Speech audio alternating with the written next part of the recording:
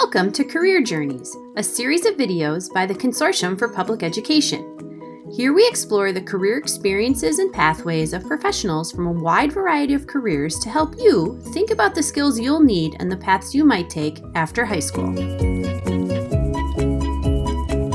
Hello, my name is Austin Anderson, the Business Development Officer for the Forum for Workforce Development, a collaborator with the Consortium for Public Education. Today, I'm interviewing Leia Shilobod, an information technology professional. Thank you for joining us, Leia. It's my pleasure. Thank you for having me. Now, tell me about your company and your role there. What do you do? So I am the CEO here at InTech Solutions. They also call me the Princess of Power, the IT Princess of Power, because heck, if you're going to do something, you should have fun at it.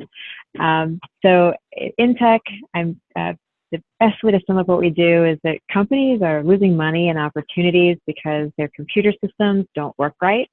So we provide a service called Worry-Free IT to businesses, and it banishes computer problems and frees businesses to just run and hum and grow. We do this in a variety of ways. We standardize and secure configurations of systems. We provide IT support, systems engineering. We do servers, firewall, switches, Wi-Fi, and deploy cybersecurity. So because I have a small company, there's just around 10 of us here. Being the CEO of a small company, you do lots of different things. So I'm responsible for the strategic direction of my company, and we believe very strongly in coaching and having a coaching kind of culture. So leadership as opposed to management. I believe that we manage the delivery of service and you coach people, you coach humans.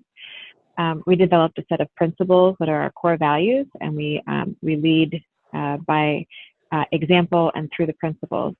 So as CEO, I am responsible for that strategic direction. I also do a lot of the sales. I direct marketing, and I also will do some project management, some consulting work. Here I also specialize in some compliance, cybersecurity compliance requirements for businesses. So I do some of that consulting work as well. I make sure that I'm responsible for the financial health of our company. So if anything goes wrong there, that's also my fault. So I have to make good choices there. I help to recruit and hire people here. And I think that's it. So why did you ultimately choose this kind of work?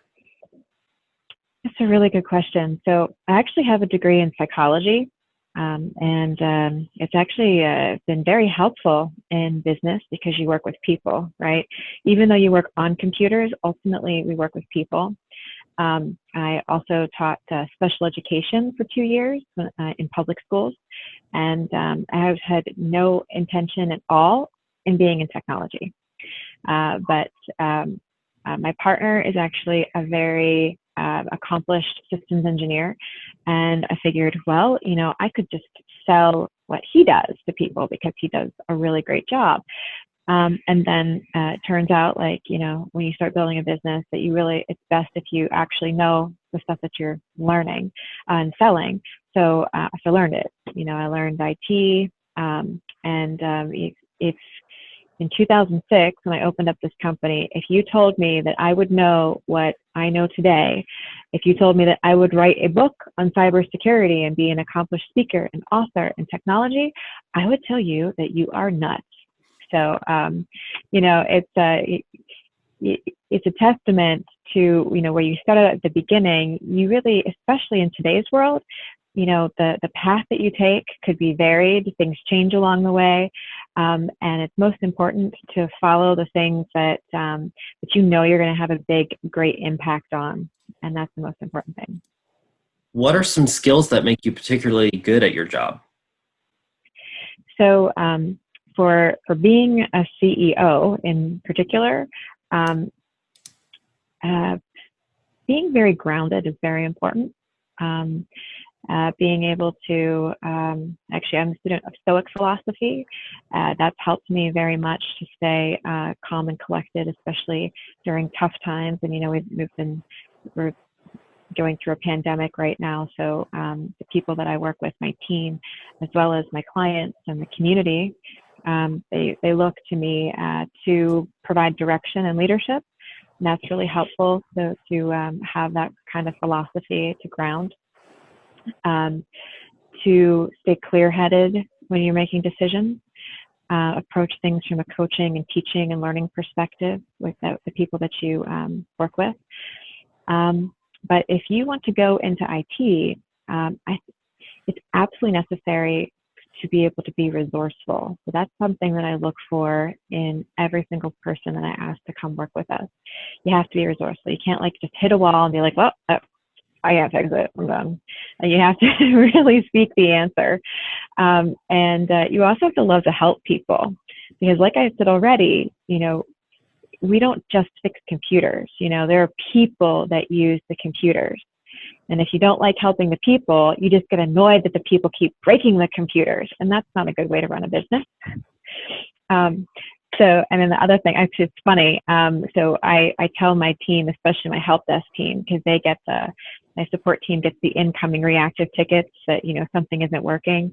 And I said, y'all thought that, you were doing this because you wanted to get into tech, but actually you're crisis counselors. Nobody just calls the help desk and says, hey, just wanted to call and tell you our computers are working fine. They're always like, nothing's working. This is down. I have to run payroll. And you have to talk them down. Yeah.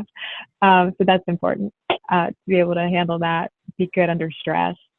And then you also have to mapping technology to business processes, because clients ask us a lot to help them to make decisions on, what's the best computer, what's the best printer, what's the best software. I have this business problem. How do I solve it with technology? And that's actually one of the things I think is the most fun, is being able to do that. And then also, if you understand how business processes map to technology, then it helps you to learn about the technology faster, because you understand its purpose. What's one piece of advice you would give to anyone aspiring to be in your field or in your position? That's an amazing question. So I would say, don't decide to go into a field because somebody said, oh, that's really hot right now, or you're going to make a lot of money doing that. That should never be a driver for you to do anything, whether it's IT or especially if you're going to start your own business. Because when you do that, when you decide that you want to be in IT, you've dedicated your life to this for the period of time that you're in it. You are dedicating your life. You don't just show up, clock in, do some computer fixing and clock out and go away. You can't be effective and really good at this field if that's how you expect things to be. It really becomes sort of it permeates your whole life. You think about the problems at work, like the technical problem, and you're working on it afterwards, because you love what you do. And that makes you even better when you show up the next day. So if you really don't want to do it, if you really don't like it, don't do it. Find something that you can get passionate about. Because there's tons of people saying things like, oh, cybersecurity is so hot. Go into cybersecurity. Well, definitely do it, but only if you really love it. Well, Leia, I want to send out a sincere thank you for your time today. Thank you for sharing your experiences and thoughts with us. For more information or to learn about other careers in the Career Journey series, visit our website and check back soon for our next installment. Thanks!